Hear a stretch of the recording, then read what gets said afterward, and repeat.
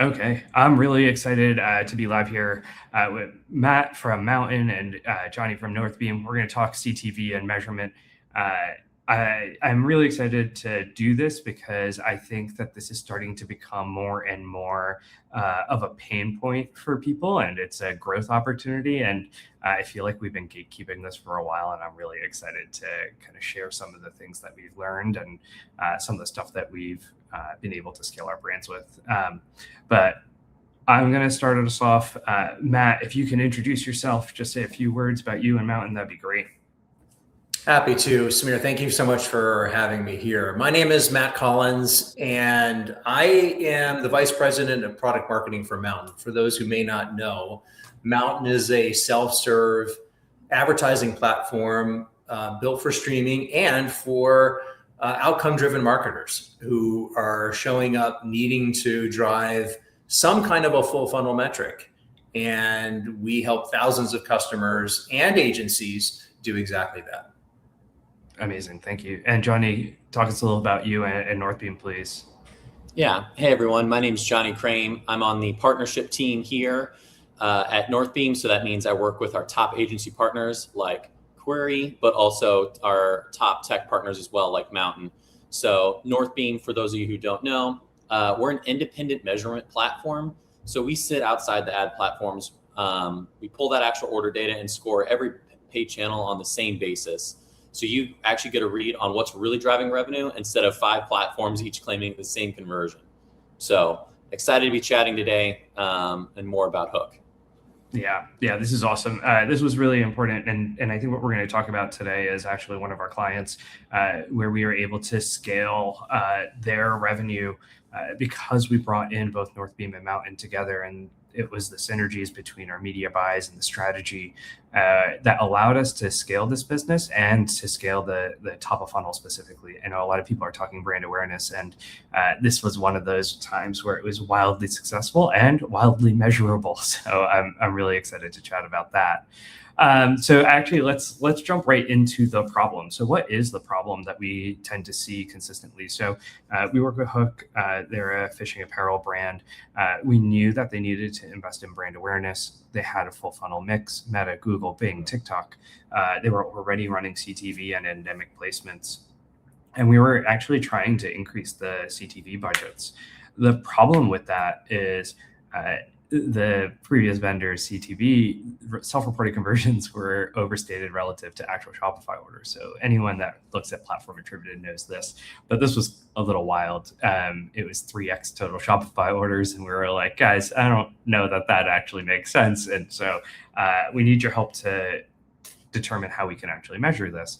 One of the things that we can do is we'll model off of GA4 last click data, but for Meta, you can do that because you do get some last click data. For CTV, there's nothing there. So there is no in between 0 and 3x the Shopify orders that you're getting. And so we really needed to figure out, how do we actually know if CTV is driving new revenue? We clearly didn't have the tools to actually answer that question.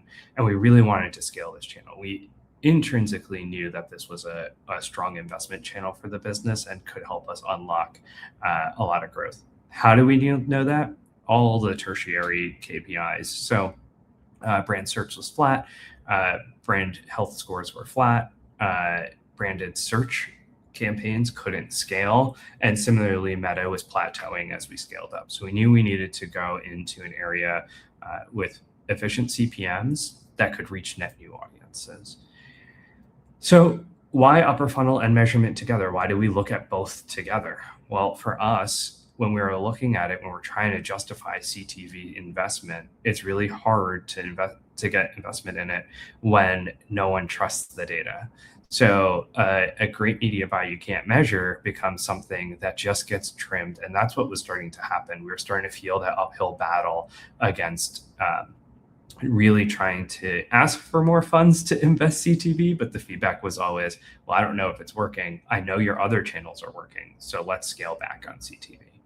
And then on the attribution side, on the measurement side, we really needed something to be able to compare and contrast against. So even if CTV was working, if our next best dollar was actually going to be on Meta, it really didn't matter that CTV was working. And so we needed clarity around where we were on our diminishing return curves and in comparison on all of the different channels. So 2 decisions became 1 decision.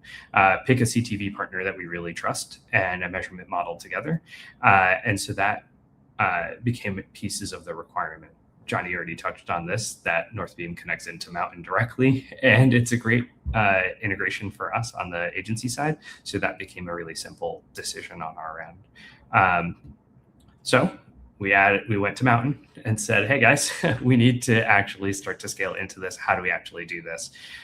We came to Mountain because we have found that they reach, engage, and convert more in-market customers. So to us, strongest CTV performance, access to premium inventory, and the best media value.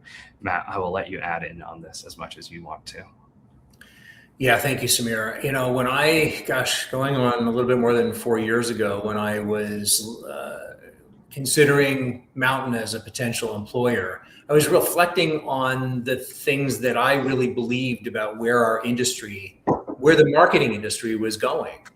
And I think the arc of marketing is bending towards more and more accountability. And that doesn't necessarily mean return on ad spend and, subscribers that a business may gain through their marketing or advertising. It could mean healthier brand metrics. But the idea being that being able to measure it and then make better decisions because you possess the data is something that I feel strongly. The second is democratization, that more brands will be able to participate in channels and using tools that maybe 10, 15 years ago were off limits to them for maybe because they were priced out. And Mountain believes those things at the core as well. And so when we talk about the CTV ad platform built for performance marketers, it is predicated on the notion that more than or better than other platforms, Mountain is able to identify the portion of a total addressable market that is in market to buy now, if not soon. And data tells us that maybe only in any given time, when you look at a total addressable market, maybe 10 to 15% of potential buyers are ready to take their wallets and their purses out right now to spend. And the others may buy at some point down the line, 1 month, 2, 3 months down the line.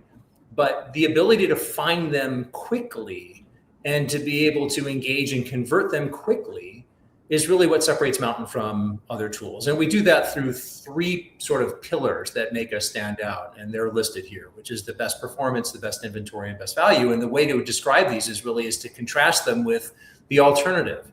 So when I say best performance, I mean to contrast it with performance that fails on 2 tests. One, it's not durable. So it shows up maybe 1 week or 1 day or 1 month, but then it vanishes and it's not clear why it disappears. The other part of performance that can make it wobbly in other environments is that you don't trust it. And this is where partners like Northbeam are so important, because having a third-party assessor of the homework, to use a turn of phrase that all of us are familiar with in this industry, really brings an air of trust. And Samir, as you rightly point out, if you don't have trust, if you don't have transparency into the way these platforms operate, it really erodes everything else that can otherwise unlock their value. When I talk about the best inventory, here again, I'm contrasting it with alternatives. Our industry, the television industry, is very fragmented. And so the alternative for many advertisers who would like to get their businesses on streaming is to go door to door to the premium streaming publishers, buy the inventory that they can, and then through their own modeling, stitch together the things they need to construct a well-devised media plan that has a point of view on things like reach, frequency, but then importantly, outcomes, like what is this going to achieve for us? That's become increasingly difficult to do. And so platforms like Mountain, which take largely an audience-based approach, also enabling other forms of targeting, really simplify that fragmentation problem. And then the third is value. When we talk about value, it really is meant to be an expression of what do you get versus what do you give. And in our industry, especially in just broadly the digital video ecosystem, inventory is, to contrast it with what we mean by the best value, inventory is sometimes preemptible. And so, for example, you can buy television advertising, but it's a preemptible form of TV advertising that another advertiser can swoop in and outbid you at the last minute. If you're relying on a Mother's Day sale or promotion, you can't have inventory that you can't count on and miss the opportunity to deliver the impressions and the message that you have. A lot of digital video shows up in the form of skippable formats. And so it makes it easy for people who want to avoid advertising to be able to avoid advertising. Or it's shown in what we would think of as like remnant spaces. So weird day parts, times of day, where the audience quality is questionable. And so Mountain prides itself on delivering inventory on maybe not the most networks. Maybe, we pride ourselves on having support for over 150. There are others where you can get several hundred, but our experience tells us that it's the more premium the environment on the larger screen, not a mobile screen, and where you can get that unskippable delivery in a lean back environment are the things that really are the hallmark of the great results that businesses expect when they come to us. Yeah, and I'll add on to that in terms of just how we actually buy on Mountain. And I think that, Query being a media agency, we recognize that the best way is to actually use the tools in their best way. And that's when you get the really great outcomes. So for us, when we're looking at CTV, the key piece here is it needs to be the right audience and the right context. And so that's why we worked with Mountain on this, because of the premium engagements and the premium channels, premium placements. So a lot of CTV runs on blunt household income and age cuts. There's a lot of self-reported data and a lot of data sets, household income, in market for X, in market for Y. And if you've ever run CTV for an automobile dealer, in market for cars is like a giant audience set, and yet it never works. And so everyone's like, well, what's the point of this data? And then a lot of times what we do is we also see a lot of CTV vendors that come back with whatever is the cheapest, right? And to us, there's a balance between your audience and the context. It's not helpful if you are driving the best audience on Tubi, for instance, all day long. For us, we really want the best audience when they're in the mindset of. And the reason why that's important is because on CTV, a lot of it's also household targeting, right? And so when you do the right audience, you may be targeting the right household, but you might be getting the kid who's watching on Tubi, not the parent who's watching on Peacock. And you ultimately want the parent. So how do you make sure that you're getting the right audience within the household as well? And so for us, we want the right strategic audience that we can describe, the shows and channels that person watches, and then to Matt's perspective, that premium non-skippable placement. We want to make sure that it's actually being watched. Now that does put a lot of onus on the creative, because if it's non-skippable, it needs to be an ad that's actually worth watching, and it needs to be something that's engaging and interesting. So this is kind of where your creative needs to flex for it. For us, context isn't a layer on top of targeting, it is the targeting. The premium programs tell us who's watching. It's better than broad programmatic more often than not. And interestingly enough, the more data you layer on a programmatic buy, the more it costs, to the point where you might just be better off buying broadly on a premium channel and just eating the waste. And doing that math is really important and key here. So again, contextual targeting at the right cost, premium context, not a license to overpay. If the CPM doesn't make sense, it doesn't make sense regardless of where it is. So really kind of doing that old school GRP, what's my reach and frequency against my CPM, is really important. One of the biggest gotchas that you will get when working with a CTV vendor or a media agency for that matter, and something to be really careful of, is a lot of vendors bundle their display remarketing banner assets and their CTV video CPMs.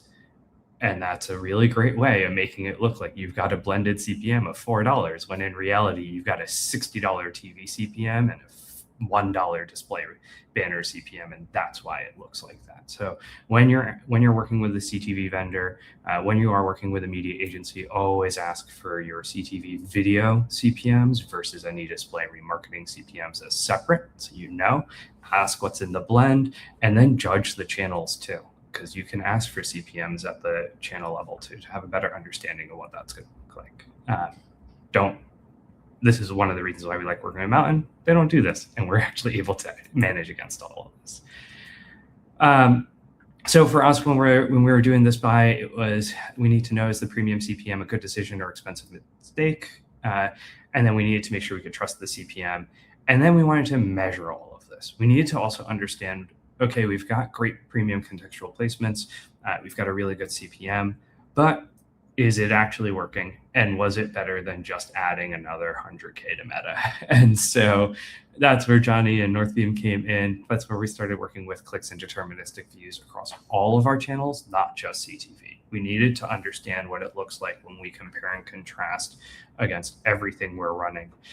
Johnny, I would love you to talk a little bit about clicks and deterministic views so people can just understand what it is and how it works.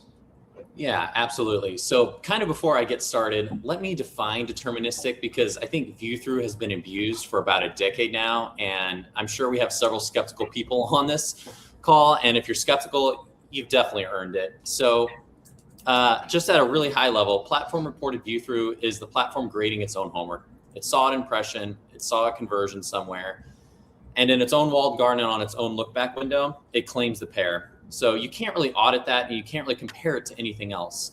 Deterministic is a different standard. So it's not a softer one. It means that we match on an exact identifier. So that could be an order ID or a hashed email. So this is going to be a real view tied to a real order. This isn't inferred. There isn't fuzzy math. It's not guessed. If we can't make the match, we don't claim that conversion. So the way I think I would say it is that deterministic, it's deterministic in the same way clicks only is deterministic. We didn't lower the bar to let the views in. So we basically raised the bar with this new attribution model.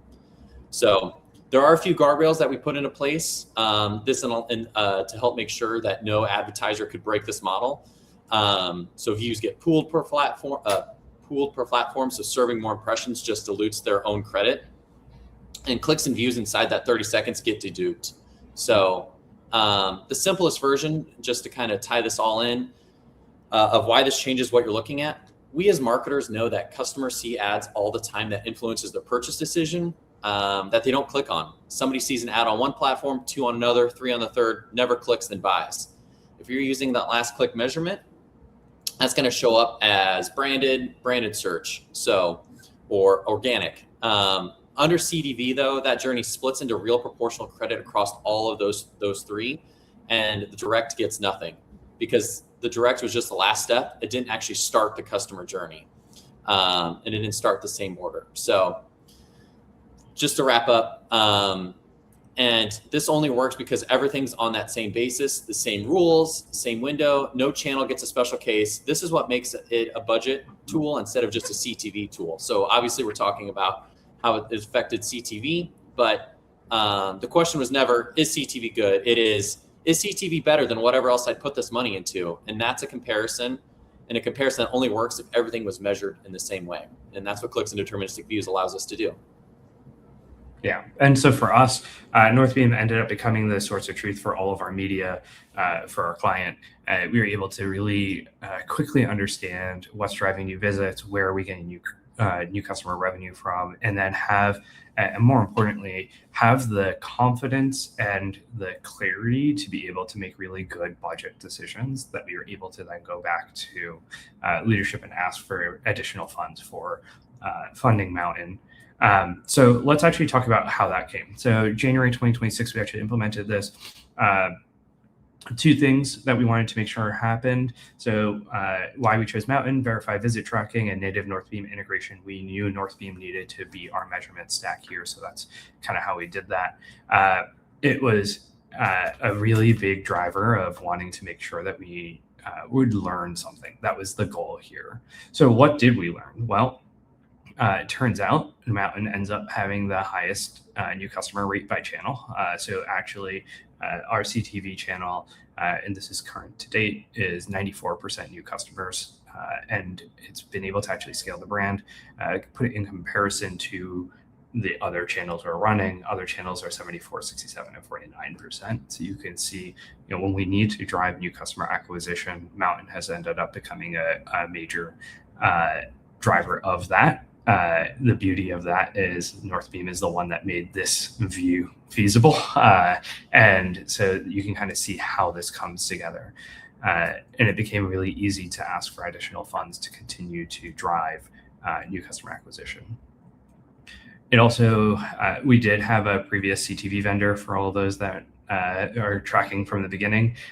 We saw a 49% improvement in our CPM when looking at video specifically, and a 5x verified visit rate. So not only were we getting cheaper CPMs, but because of the way the campaigns were structured, we were reaching people in the context that mattered the most, and they were actually engaging with the creative as well. So it was a win-win all around.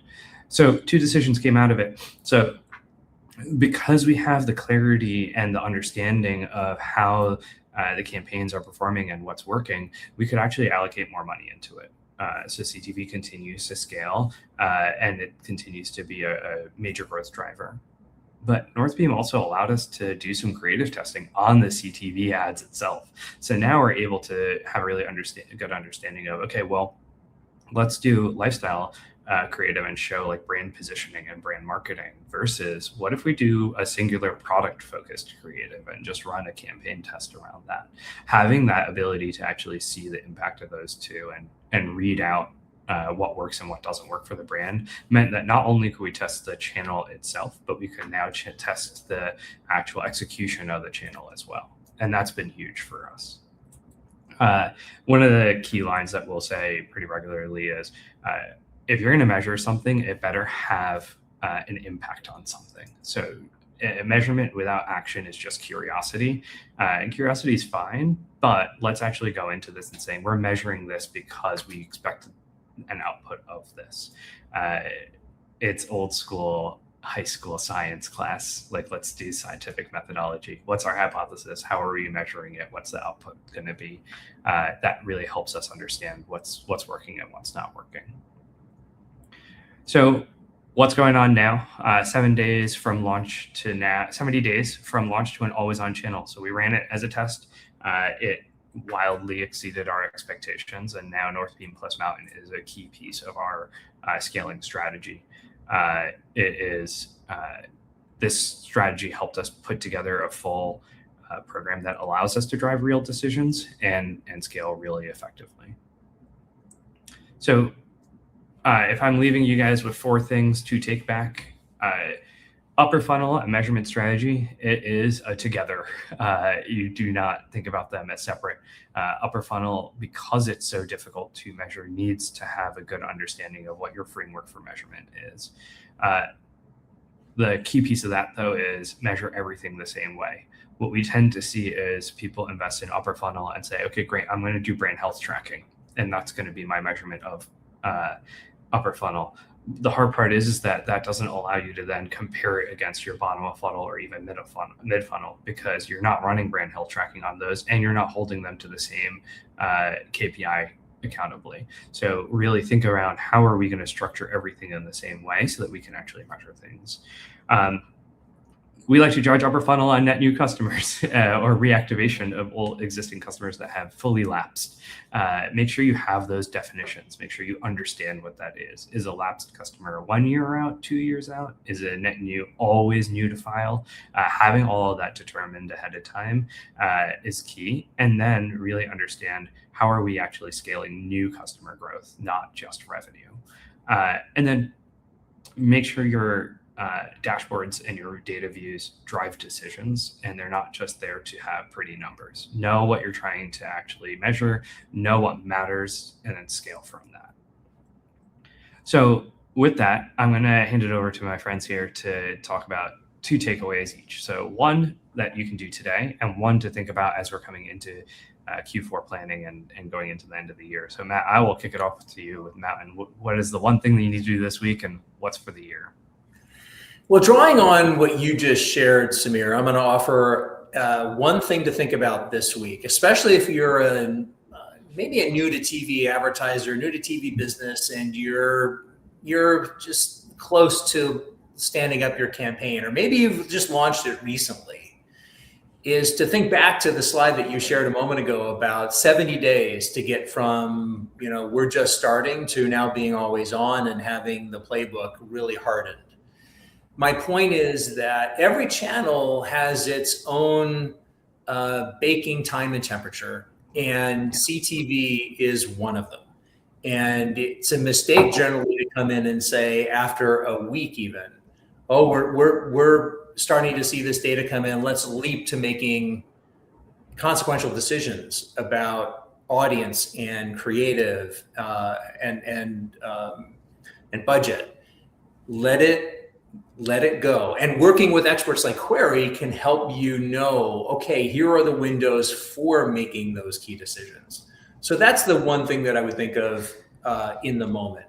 For the year, there are really two big levers, I think, that drive effectiveness in advertising, the biggest ones. This is a simplification. One is your audience strategy, but the other is creative. In fact, NCS, formerly known as Nielsen Catalina Solutions, has studied this on and off for the better part of the last decade to look at all of the inputs that drive marketing outcomes. And they look at things like recency, channel, creative, and their findings consistently show that creative is responsible in the CPG category for 50% of all outcomes. Everything else combined is the other 50. So this is the time to be thinking about your creative strategy, especially for brands that have to make Q4. This is an ideal moment to really button up your creative strategy. So as you go into Q4, you're not having to guess about what works with what audience. You've done the testing, you've done the legwork, and you have the creative in hand that you're going to need to go out and win. So don't overlook the power of creative. Yeah, I'm going to add to that, Matt, just on the creative side. I think creative strategy, to just give a perspective around that. I think a lot of brands struggle with understanding what creative strategy is, and a lot of marketers understand how to actually measure creative strategy. I think the key thing here is having a really structured way of understanding what are the elements in your creative that actually drive results for you. And you need to start doing those testings now. That can happen in Meta, it can happen in Google. It doesn't always need to happen in CTV right off the bat. You can try and get a good understanding of your brand guidelines and what is the meaningful things that work out of those channels. That's what we mean by building your creative strategy is what's the message, what's the delivery, what works. It's not if I put a guy in an ad, if I put a girl in an ad, or if that background is red. It's what is the offer and message and differentiator for the brand that actually delivers results for the business. That's the key thing. So I just wanted to define creative strategy so it doesn't end up being the alternative. Johnny, one for this week, one for this year. Yeah, absolutely. So I think for this week, I would say pull up your reporting. Find a channel or even campaign that's performing poorly or even sitting near zero. And before you do anything with that number, ask what you could be missing because the lens isn't scoped right. We've seen video content, even on traditional channels, underperform in last click measurement. And is that actually a performance result, or is it at near zero because you're measuring with something that was never going to be really seen in the first place? So there's a performance problem or a measurement problem in there. And those are two completely different things, and and in the report, they look identical. So I think that's a way to judge of what you're doing. Now, zooming out a little bit, kind of looking at this year, let's take a bigger look. I think the question is, what else could you be scaling into? We've seen Meta keeps getting more and more expensive. We watch that happen across the billions of dollars in ad spend, and we publish that actually weekly in the Media Buyer. If anyone would like to subscribe, shout out. And there are real value buys sitting in other channels right now. So here's kind of the question I want you guys to all sit with. are you spending where you're spending because it's generally the best use of that money, or because it's the easiest thing to measure currently with what you're using to measure? Because from the inside, I think those can feel identical. Nobody sits down and says, I'm going to overinvest in Meta. You just spend where you can defend that number. And if that's how it works, your measurement isn't reporting on your media plan, it's kind of writing it. So make measurability part of the conversation before you sign anything. Ask every vendor you're evaluating, how do you measure this channel? What are your blind spots? And what does your data look like when it lands in the system? I already kind of call my source of truth. Every vendor has blind spots. The ones worth buying will tell you what those actually are. Because if you wait and you find out later, you don't just lose that answer, you might lose 2 quarters. And we've seen time and time again, brands that will likely kill the channel that was actually scaling them and putting more money into a campaign that's silently dragging down the results on the strength of a number that was never going to show you what it was. So zooming out, I think kind of taking an overall look of where else we could be spending that money to be more efficient. Yeah, I think that is abundantly important. So I will add on to both of your guys. So my one for this week is, Matt, I'm going to draft off of yours on creative. Really define your creative strategy and creative testing platform. So at Query, we built a testing program where we actually name all of our ads, persona, concept, and hook. So we can actually now report out on what's working, what's not working, what concepts are actually driving, what hooks work the best for a brand. We talk about this concept of creative hit rate. So what percentage of the ads that we delivered, that we actually bought media around, scaled and drove business results? Because how many people run 1,000 Meta ads and 3 of them actually drive revenue? Well, you're forgetting that it still costs money to make the other 997. Let's add that into your media costs and let's actually see if you're profitable or not. So creative hit rate is really important for us because that also allows us to understand, to Matt's point, your CTV for end of year when you're going to make big investments, that you have creative that's actually going to work well. For this year, my longer view is go to all of your media partners, go to everyone you're buying from, and make sure they're sending you data in a meaningful way that can actually help you make budgets for next year. So we ask for daily spend, daily results, daily impressions, because we want to be able to run an MMM next year, really have clarity around that. And you need to start that data collection now so that way you have enough information for later. And so that's my next one for this year, knowing that takes a long time to do. So creative and data, I think, is the key. It's why we have Matt from Mountain and Johnny from Northbeam here today. And I'm really excited. So thank you guys for joining us on this. Let's jump right into Q&A though. I have a bunch of questions. I'm going to pull us off the stage and we're going to answer some of these. So Matt, first one's for you. Okay, Matt, question for you is, what's the minimum budget to make CTV viable? If someone wants to get started, what are they looking at? That's a great question, and thank you for asking it. The answer to that question is probably of a similar kind to the answer to the question, what does a house cost, or what does a car cost? And the truth is that the answer to those questions will depend on variables that oftentimes the advertiser is in the best position to answer. So I would begin with some notion of the audience size that your campaign intends to reach and the extent of the change that your campaign is designed to make. You want to show up into a channel with enough payload to be able to get a meaningful read on whether or not the creative that you're running is actually engaging with enough of that audience to be able to have a shot at being able to see detectable movement in the metrics that matter.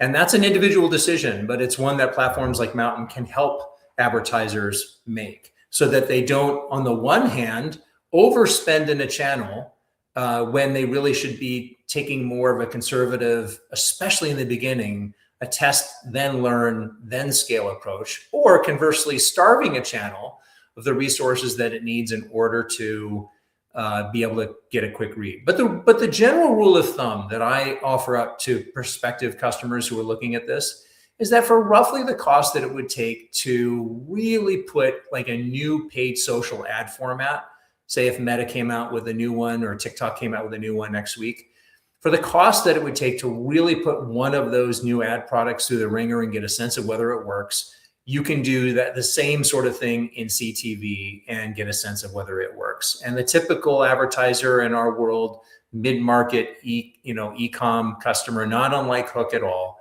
will come in typically and spend anywhere between $15,000 and $25,000 in their first month to get a sense of whether the channel is working.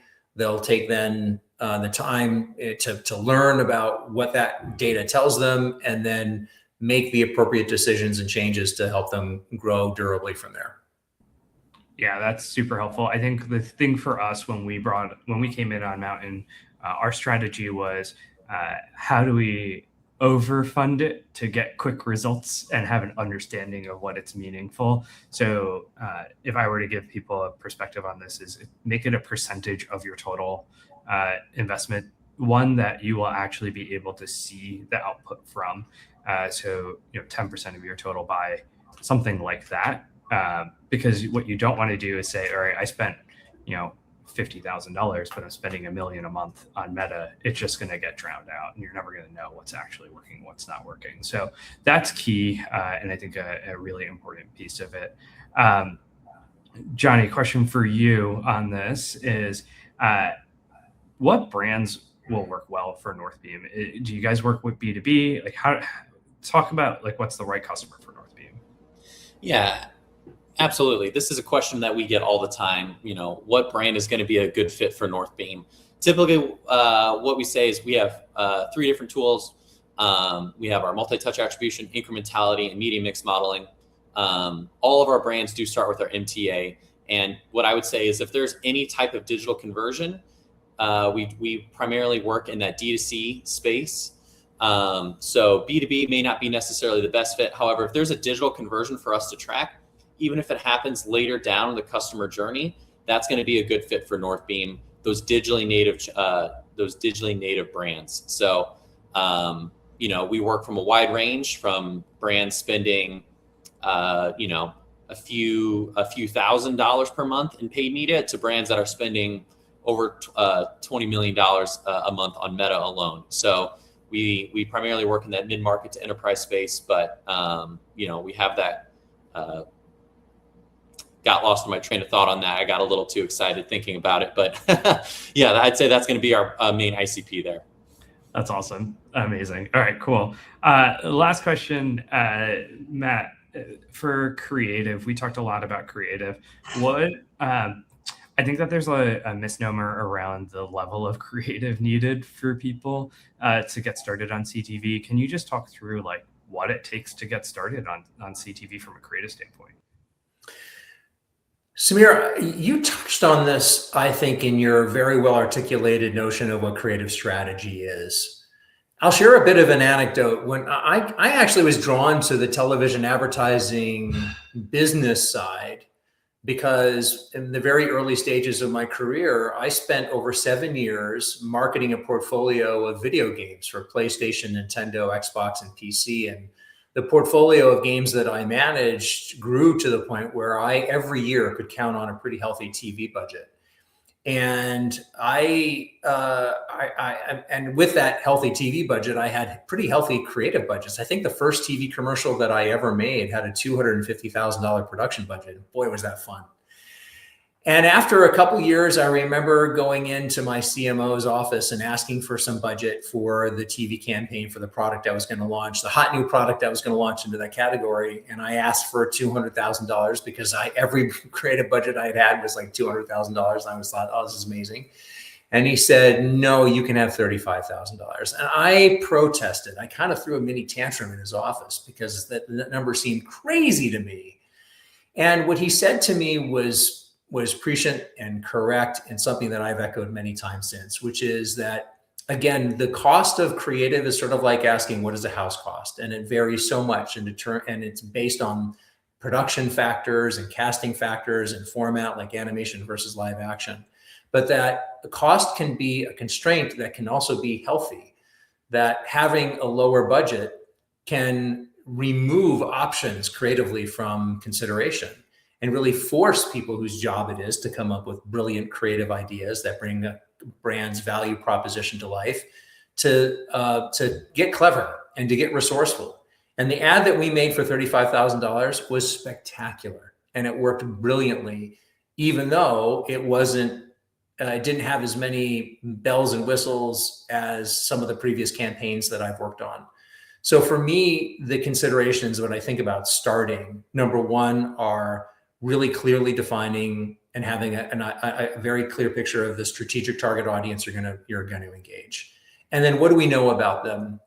And given our product or our service, what's that hook, that thing that can really stand out, given what we know about the audience? And then working with really creative people who can take those ideas and translate them into something that will leverage the sight, sound, and motion of television in a way that's engaging.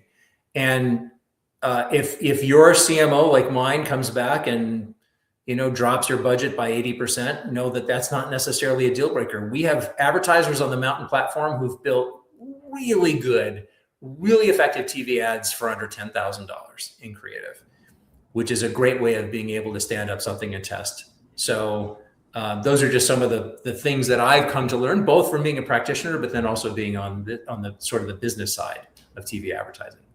Yeah, I appreciate that, Matt. I know we're coming up on time, so I want to be, I'm going to start closing us up, but I think creative is one that is really actually easy because there's so much influencer and social creative and social video that exists, and it's a matter of cutting and designing. And I am not a creative person, but the stuff I have seen people be able to do is like wild and fascinating. And so I know that whole world is changing right now, and I'm excited to kind of see it. But Matt, Johnny, I just wanted to say thank you guys so much for joining us and being on this webinar together. And what I would say is this story of a hook and how they were able to kind of scale CTV. The strategy was ours, but the execution came together because of you guys. So I'm really grateful for that. And I think that it was really exciting to see the overall results and the continued results, right? We talk about durability of revenue and they are continuing to scale and grow rapidly. So really excited about that. So thank you guys for that. With that, I think if anybody needs anything or wants to learn more, please check out Mountain and Northbeam online. You can follow these guys on LinkedIn as well if you haven't already. I highly recommend it. And then if you need anything from Query is a media buying agency. We help support brands both in e-com, retail, pharma, finance, really help them understand brand awareness and performance marketing. You can check us out on LinkedIn or weareqry.com. I also have a podcast called Chief Advertiser. Come check us out. Come chat. Looking forward to more. But with that, thank you guys.